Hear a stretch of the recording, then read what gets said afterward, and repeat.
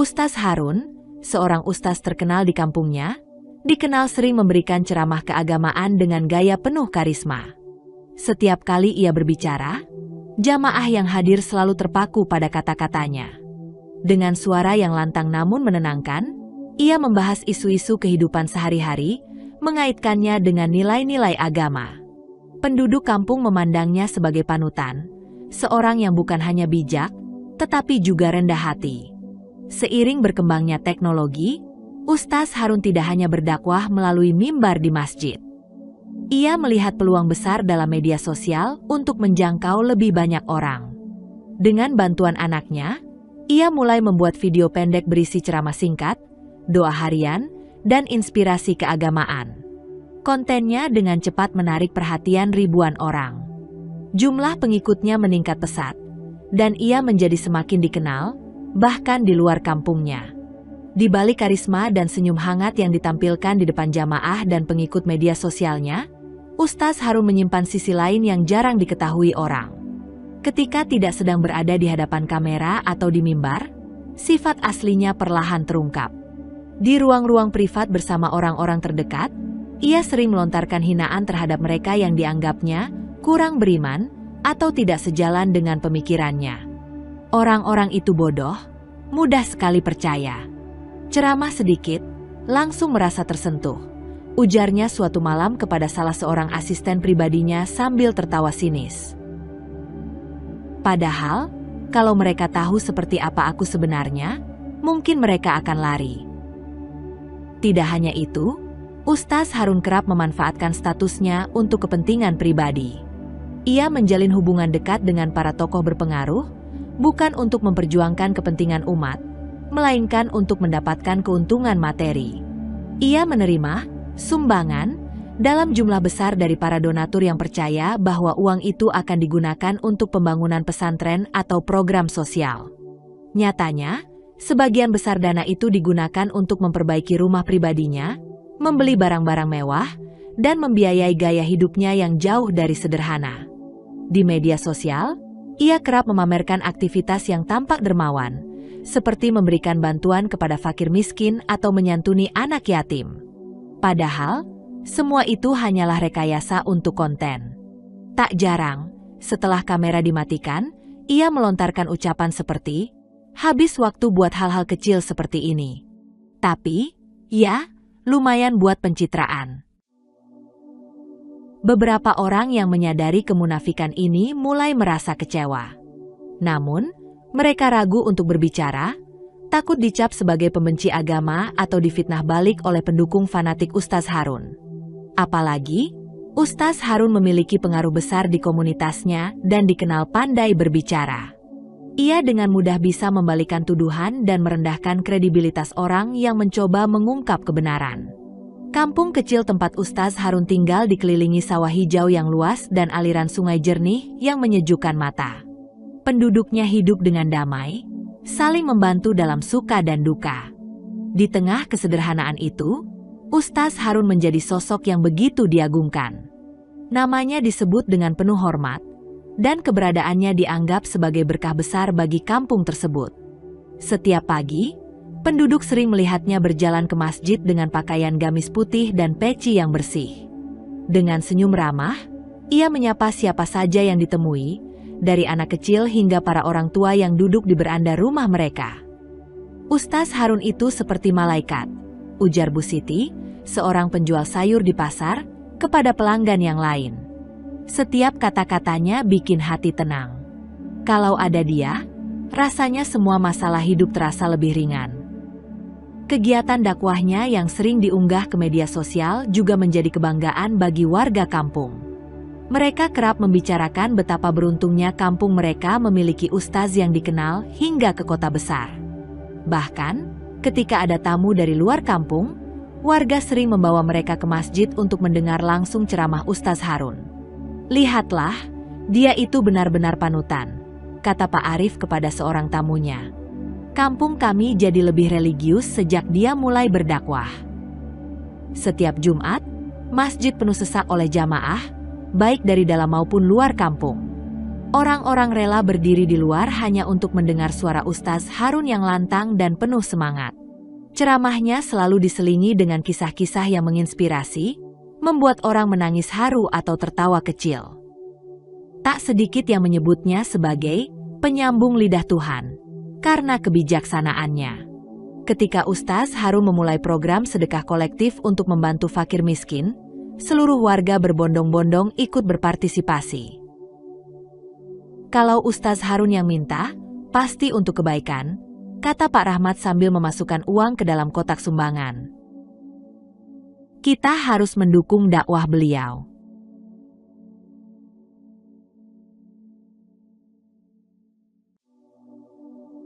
Namun, di balik semua kekaguman itu, masyarakat tidak tahu apa yang sebenarnya terjadi di balik layar. Mereka tidak pernah melihat sisi gelap Ustaz Harun, sifat aslinya yang bertolak belakang dengan citra suci yang ditampilkan.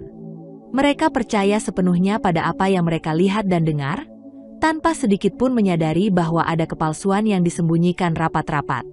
Bagi mereka, Ustaz Harun adalah simbol harapan, kebijaksanaan, dan kebaikan. Dan meskipun kebenaran sesungguhnya perlahan mendekat, bagi warga kampung, ia tetap seorang pahlawan, sosok yang tidak akan pernah mereka ragukan. Kabar itu diumumkan dengan penuh sukacita. Di tengah pengajian mingguan di masjid, Ustaz Harun berdiri di depan mimbar dengan senyum lebar. Suaranya menggema saat ia berkata, "Alhamdulillah, dengan izin Allah, saya akan menunaikan ibadah umrah bulan depan. Saya mohon doa dari semua saudara-saudara agar perjalanan ini diberkahi dan membawa manfaat, tidak hanya untuk saya, tetapi juga untuk kita semua." Para jamaah serentak mengucapkan, "Allahu Akbar." Dan tepuk tangan terdengar memenuhi ruangan. Warga kampung yang sudah begitu mengaguminya kini semakin yakin bahwa Ustaz Harun adalah seorang hamba Allah yang luar biasa. Lihatlah, Ustaz kita sungguh inspiratif. Tak hanya berdakwah, tapi juga berusaha lebih dekat kepada Allah, ujar seorang ibu dengan penuh kagum. Namun, pengumuman itu tidak hanya berhenti di masjid. Ustaz Harun memastikan momen penting ini terdengar lebih jauh dari kampung kecilnya. Dengan bantuan tim yang ia pekerjakan khusus untuk mengelola media sosialnya, ia mengunggah sebuah video pendek ke platform-platform populer. Dalam video itu, ia berbicara dengan nada yang penuh ketulusan, mengenakan pakaian serba putih dengan latar belakang masjid megah.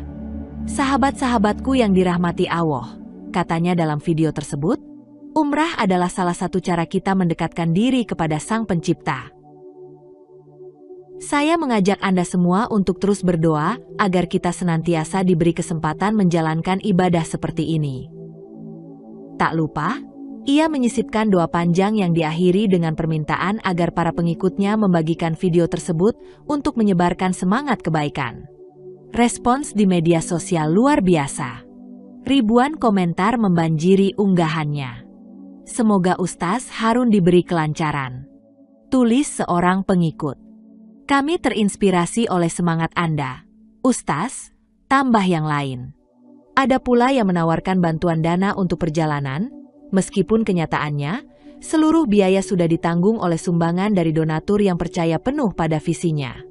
Namun, jauh di balik niat suci yang ia tampilkan, perjalanan umrah ini memiliki agenda terselubung. Ustaz Harun memanfaatkan momen tersebut untuk memperkuat citra dirinya sebagai figur yang semakin religius, sekaligus mencari peluang kerjasama dengan sponsor baru yang tertarik mendukung kontennya. Saat hari keberangkatan tiba, Ustaz Harun memastikan bahwa semua terabadikan dengan sempurna. Ia mengunggah foto dirinya di bandara, mengenakan pakaian ihram dengan tas koper berlogo merek terkenal di sampingnya. "Bismillah, langkah pertama menuju Tanah Suci," tulisnya di caption. Bagi warga kampung, kepergiannya menjadi kebanggaan tersendiri. Mereka merasa bahwa kesuksesan Ustaz Harun adalah cerminan keberkahan kampung mereka. Sementara itu, di dunia maya, para pengikut terus menyebarkan unggahannya dengan pujian dan doa. Di balik layar, Ustaz Harun tersenyum puas, menikmati perhatian yang semakin besar. Namun, apakah perjalanan ini benar-benar mendekatkan dirinya kepada Allah? Atau hanya semakin menenggelamkannya dalam topeng kesalehan? Setibanya di Tanah Suci, Ustaz Harun segera memanfaatkan setiap momen untuk membangun citra yang lebih kuat di media sosial. Dengan mengenakan pakaian ihram yang rapi dan dilengkapi sorban putih, ia sibuk mencari sudut-sudut terbaik di Masjidil Haram untuk berfoto. Kadang ia meminta sesama jamaah atau bahkan pemandu umrah untuk mengambil gambar dirinya dengan pose yang tampak penuh khusyuk, mata terpejam dan tangan terangkat, seolah sedang berdoa dengan penuh ketulusan. Ambil dari sini? Ya. Pastikan Ka'bah kelihatan jelas di belakang, katanya sambil memeriksa layar kamera. Setiap hasil foto ditinjau ulang dengan teliti. Jika kurang sempurna, ia meminta pengambilan ulang. Setelah mendapatkan gambar yang sesuai, ia segera mengunggahnya ke media sosial dengan caption bernuansa religius, seperti, "Ya Allah, aku datang memenuhi panggilan MU," atau "Hanya kepada MU aku berserah diri." Postingan-postingan itu dengan cepat mendapatkan ribuan like dan komentar dari para pengikutnya. Masya Allah, Ustaz Harun selalu menginspirasi. Tulis seorang penggemar. Semoga saya juga diberi kesempatan ke Tanah Suci seperti Ustaz, komentar lainnya. Namun, niat asli di balik unggahan itu jauh dari kesalehan. Dalam hati, Ustaz Harun merasa bangga dan puas melihat popularitasnya terus meningkat.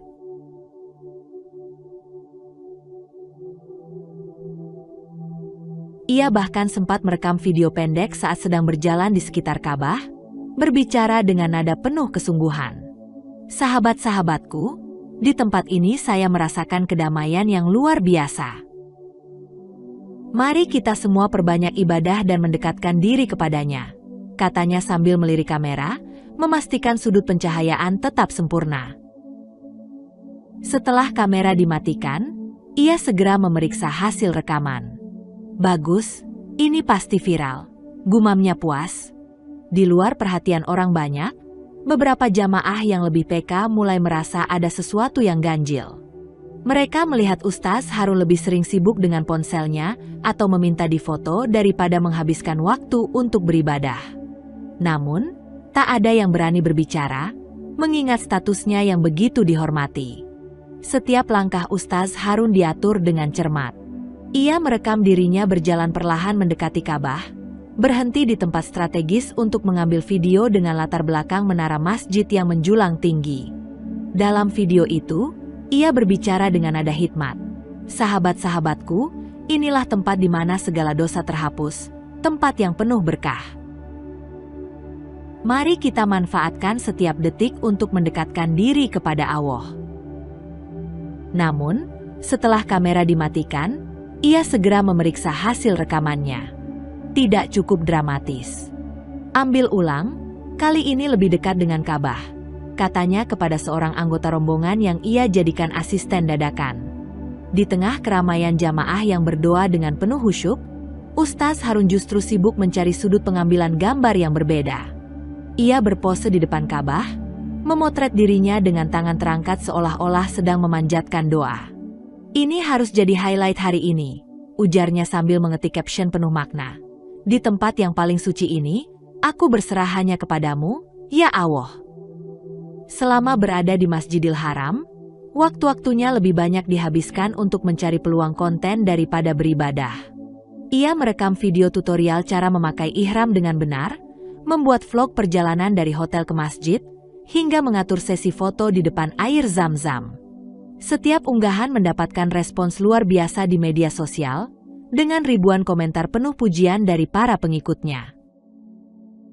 Namun, ada momen ketika seorang jamaah tua mendekatinya setelah melihatnya beberapa kali sibuk dengan kamera. "Nak, apakah kita kesini untuk mengambil gambar atau untuk bertemu dengan Allah?" tanya lelaki tua itu dengan nada lembut namun penuh arti. Sejenak, wajah Ustaz Harun berubah kaku, tetapi ia segera memasang senyumnya kembali. "Tentu saja untuk ibadah, Pak Haji. Kamera ini hanya untuk menginspirasi yang lain," jawabnya dengan suara santun, meskipun dalam hati ia merasa terganggu. Hari itu, Ustaz Harun berniat membuat konten spesial, sebuah foto dirinya dengan latar belakang Ka'bah yang diambil saat matahari terbit. Ia bangun lebih awal, mempersiapkan semuanya dengan cermat. Namun, ketika ia mengarahkan kamera ponselnya ke Ka'bah dan menekan tombol untuk memotret, layar ponselnya tiba-tiba menjadi hitam. "Apa ini?" gumamnya dengan nada kesal. Ia mencoba menyalakan ulang ponselnya, tetapi perangkat itu tidak merespons. Setelah beberapa saat, layar menyala kembali, tetapi aplikasi kameranya tetap tidak berfungsi. Ia mencoba menggunakan kamera depan, tetapi hasilnya tetap sama. Layar menjadi gelap seolah-olah perangkat itu mati total. Merasa frustrasi, Ustaz Harun meminjam ponsel salah satu jamaah untuk mencoba mengambil gambar. Anehnya, ponsel itu pun mengalami hal serupa saat diarahkan ke Ka'bah. "Mungkin ada gangguan sinyal atau perangkat ini terlalu panas," ujarnya, meskipun dalam hatinya mulai timbul rasa cemas. Insiden itu hanya awal dari serangkaian kejadian aneh. Ketika ia berusaha merekam video di sekitar Masjidil Haram, baterai ponselnya yang penuh tiba-tiba habis dalam hitungan menit. Di lain waktu, saat ia mencoba mengunggah konten ke media sosial, koneksi internetnya tiba-tiba terputus, meskipun perangkat lain di sekitarnya tidak mengalami masalah serupa. Ketika ia mulai mengelilingi Ka'bah, suara ribuan jamaah yang biasanya terasa syahdu kini terdengar seperti gumaman yang menggema, membingungkan pikirannya. Ia mencoba melafalkan doa, tetapi kata-kata itu terasa terjebak di tenggorokannya.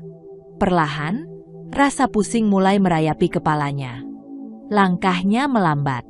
Dunia di sekitarnya tampak berputar, seolah ia berada di dalam pusaran manusia yang tak berujung. Napasnya mulai tersengal, dan keringat dingin membasahi dahinya. Ia berhenti sejenak, memegangi dadanya, tetapi arus jamaah terus mendorongnya maju. "Astagfirullah," gumamnya, mencoba menenangkan diri. Namun, rasa cemas yang tak bisa ia jelaskan terus membesar. Di tengah desakan manusia, Ustaz Harun merasa tubuhnya terhimpit oleh jamaah yang lebih besar dan lebih kuat darinya.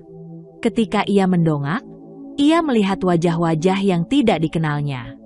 Wajah-wajah itu keras, dengan rahang yang tegas dan mata tajam yang memandang tanpa emosi. Mereka berbicara dalam bahasa yang tidak ia mengerti, suaranya terdengar seperti bisikan serak yang menusuk telinga. "Aku harus keluar dari sini," pikirnya panik.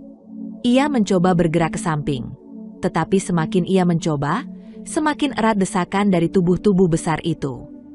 Punggungnya terasa seperti ditarik, dan lututnya hampir menyerah karena tekanan yang terus meningkat. Setiap kali ia mencoba melihat wajah orang-orang di sekitarnya, bayangan mereka tampak kabur, seperti diselimuti kabut yang aneh. "Lepaskan aku," serunya dalam hati, tetapi suara itu tidak pernah keluar dari mulutnya. Rasa pusing semakin kuat, membuatnya hampir kehilangan kesadaran. Di tengah kepanikan, ia merasa tubuhnya didorong ke arah yang tidak ia inginkan. Kini ia benar-benar terpisah dari rombongannya, dan Masjidil Haram yang megah tiba-tiba tampak asing baginya. Ketika akhirnya arus manusia melemah, ia berhasil keluar dari kerumunan, tetapi tempat ia berdiri tidak tampak familiar. Lorong-lorong yang biasanya ia kenal kini tampak gelap dan berliku. Ia mencoba mencari petunjuk arah, tetapi setiap tanda tampak samar. Suara azan yang biasanya menenangkan kini terdengar seperti gema yang jauh dan asing. Dengan napas yang masih memburu, ia melihat sekeliling, tetapi tidak ada satupun wajah yang dikenalnya. Ia mencoba memanggil seseorang, tetapi suaranya seperti hilang di tengah udara malam yang mencekam. "Di mana aku?" gumamnya. Perasaan dingin menjalar di sepanjang punggungnya. Bayangan hitam bergerak di sudut matanya. Tetapi ketika ia menoleh, tidak ada siapa-siapa.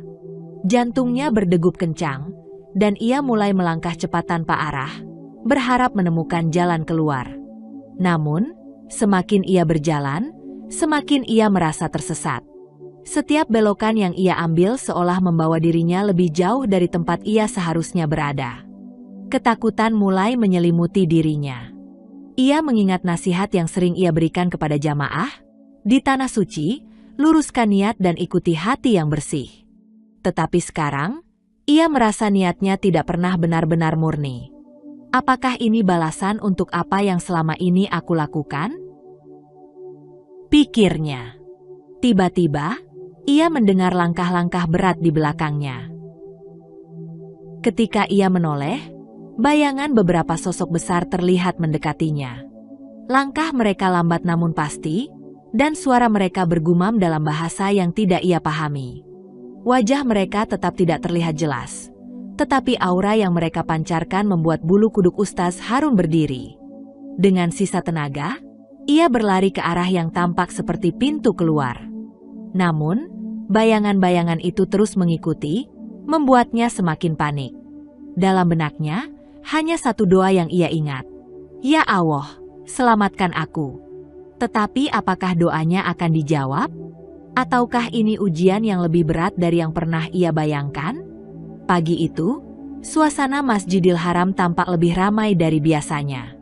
Jamaah berdesakan, menyambut hari dengan ibadah yang khusyuk, tetapi di sudut hati Ustaz Harun, perasaan tidak tenang semakin menggelayuti.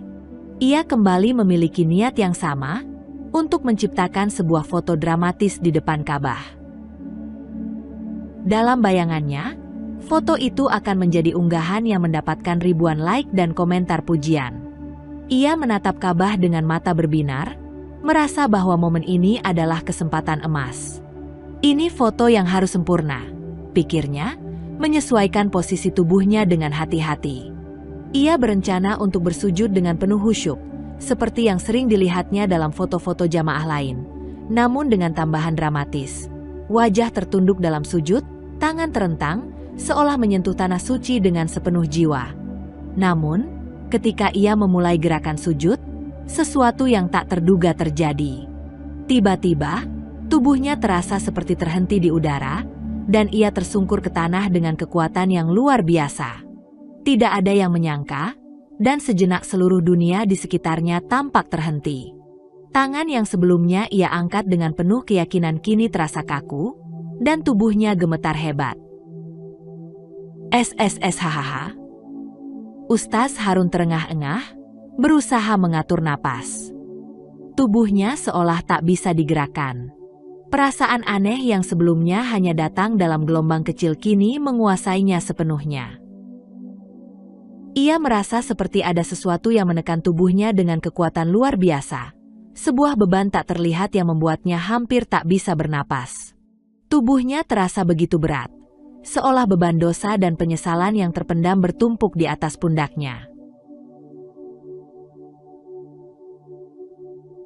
Jamaah di sekitarnya mulai memperhatikannya, beberapa wajah terlihat cemas, tetapi Ustaz Harun tidak mampu mengangkat tubuhnya.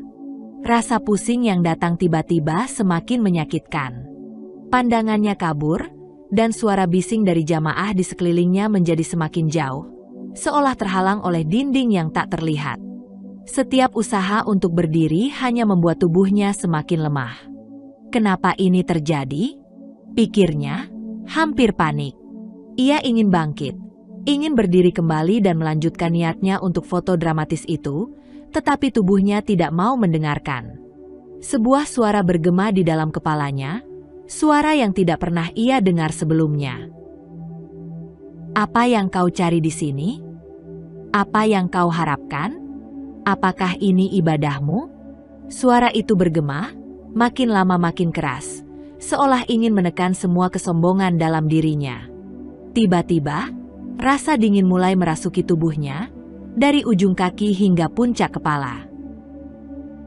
Tangan yang ia ulurkan ke tanah terasa membeku, dan hatinya mulai dipenuhi oleh perasaan asing.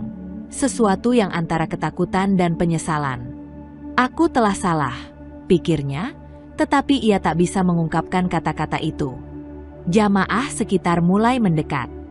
Seorang pria yang terlihat khawatir mencoba membantu, tapi Ustaz Harun, dengan susah payah, mengangkat tangan, memberi isyarat untuk tidak menyentuhnya. Biarkan saya. Suaranya serak dan terputus-putus. Biarkan saya. Sendir.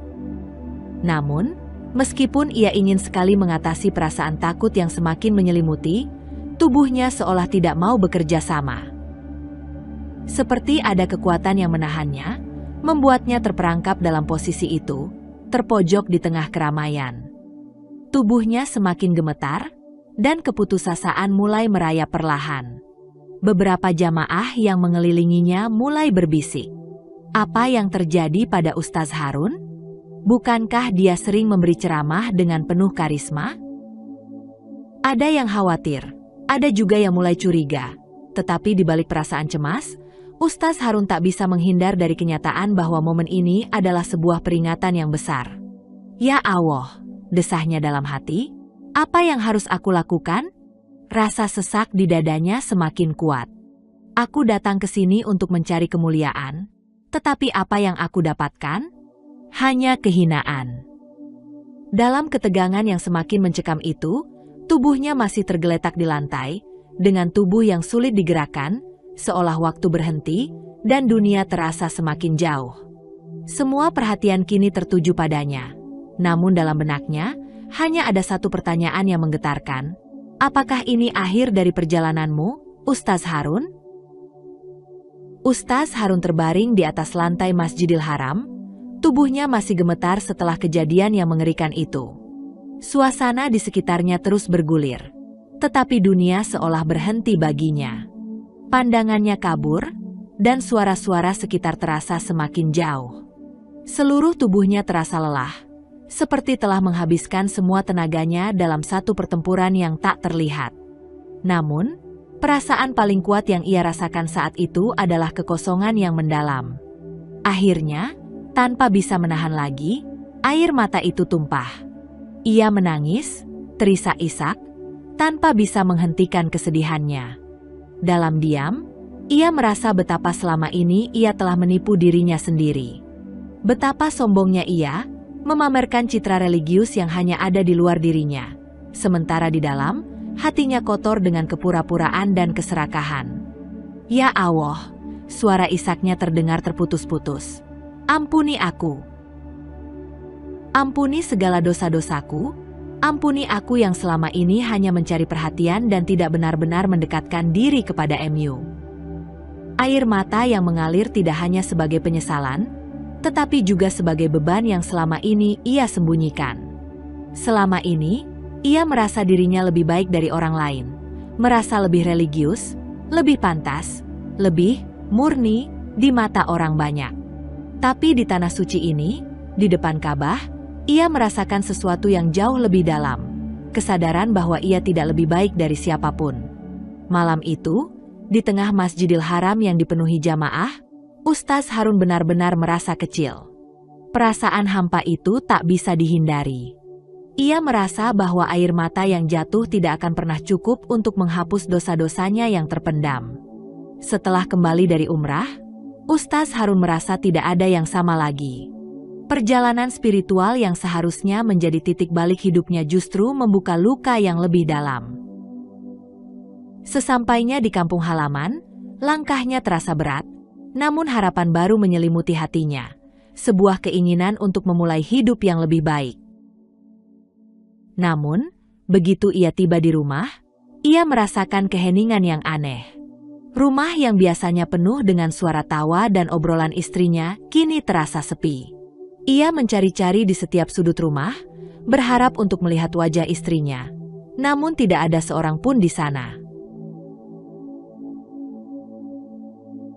Ia pun bergegas menuju rumah orang tuanya, tempat yang biasanya ia kunjungi jika ada masalah. Namun, di sana pun ia disambut dengan keheningan yang mencekam. Ada sesuatu yang salah, tapi ia tidak tahu apa. Tiba-tiba, ia merasakan jantungnya berdegup kencang. Sesuatu di dalam dirinya mengisyaratkan bahwa ada berita buruk yang harus ia dengar. Seorang tetangga yang kebetulan berada di sana menghampirinya dengan wajah muram. "Ustaz Harun," kata tetangga itu dengan suara berat. "Saya tidak tahu bagaimana mengatakannya, tapi istri Anda, dia baru saja meninggal." Dunia Ustaz Harun terasa hancur seketika. Ia terpaku di tempat, seolah waktu berhenti berputar. Apa? Ia tidak bisa berkata-kata. Bagaimana bisa? Kenapa tidak ada yang memberitahuku? Tetangga itu menundukkan kepala. Kami tidak ingin mengganggu ibadah Anda, Ustaz. Kami tahu Anda sedang umrah, dan kami merasa tidak tepat untuk mengabari Anda saat itu. Kami hanya berdoa agar Allah memberikan yang terbaik untuk Anda. Setetes air mata jatuh dari mata Ustaz Harun, namun itu tidak cukup untuk mengungkapkan betapa dalam rasa kehilangan yang ia rasakan. Istrinya, yang selalu mendukungnya, yang selalu ada di sisinya, kini sudah tiada. Ia tidak sempat mendampingi, tidak sempat memeluknya saat ia membutuhkan. Dalam hatinya, ia menyalahkan dirinya sendiri. Kenapa ia tidak lebih peduli? Kenapa ia terlalu sibuk dengan citra yang ia bangun di dunia maya, hingga melupakan orang yang paling dekat dengannya? Di tengah kesedihannya, rasa penyesalan yang mendalam menghampiri hatinya. Ya Allah, bisiknya, kenapa aku tidak melihat dengan jelas selama ini? Kenapa aku tidak pernah merasa cukup? Selalu merasa ingin lebih, selalu merasa lebih baik dari yang lain? Kini, ketika semuanya sudah terlambat, aku baru sadar. Ustaz Harun terduduk di lantai, air mata mengalir tanpa henti. Ia menangis sejadi-jadinya, menyesali setiap momen yang ia sia-siakan, setiap kesempatan yang ia abaikan untuk benar-benar berbuat baik. Ia menangisi dosa-dosanya yang begitu banyak, merasa begitu kecil di hadapan Allah yang Maha Besar. Ya Allah, ampunilah aku, katanya sambil terisak. Ampuni aku, ya Allah, atas segala kelalaianku, atas segala kesombonganku. Aku telah jauh dari MU, aku telah salah. Ia merasakan sebuah penyesalan yang begitu dalam, sebuah kesedihan yang begitu dalam, seolah-olah seluruh hidupnya yang selama ini ia bangun dengan kepura-puraan runtuh begitu saja. Semua yang ia kejar, semua yang ia banggakan, terasa kosong. Hanya kesedihan dan penyesalan yang tersisa. Jika aku bisa kembali, pikirnya dalam hati, aku akan memperbaiki semuanya. Aku akan menjadi lebih baik, lebih dekat dengan MU, ya Allah. Tetapi penyesalan itu terasa tidak cukup. Waktu yang telah berlalu tidak akan kembali, dan ia harus hidup dengan kenyataan itu.